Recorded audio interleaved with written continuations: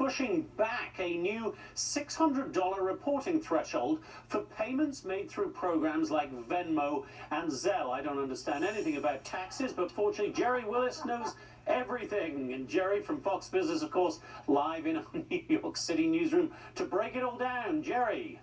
Hey, Jonathan, good to see you. Listen, we've been on this story for months. Taxpayers are relieved by a decision from the IRS to delay by 1 year requirements that e-commerce platforms like Venmo, Zelle, and even eBay report income of more than $600 by users. Now, millions of workers, 40 to 50 million workers, some in the gig economy, others part-timers, are hit hard by the rule, and some, like Kidsm, the online resale platform for children's clothing, tell Fox Business, hey, this rule, it should be abandoned altogether. Listen. Over 75% of our sales in 2022 came from sellers who were over that $600 threshold.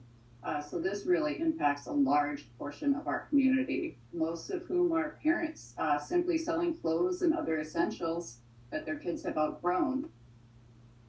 Congress passed the $600 threshold for Form 1099-K reports as part of the American Rescue Plan Act nearly 2 years ago.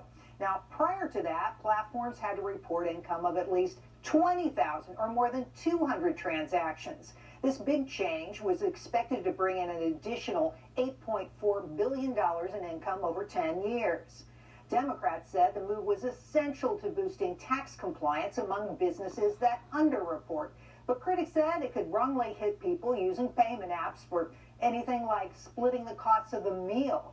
The delay comes as the agency is struggling to clear a backlog of paper tax forms. IRS can't even handle the work it's got on its plate now. An audit recently conducted found the agency had yet to process 9.6 million tax returns as of October 28th. Saying this in the audit, the IRS will not meet all of its goals by the end of 2022 and will continue to have a backlog into 2023.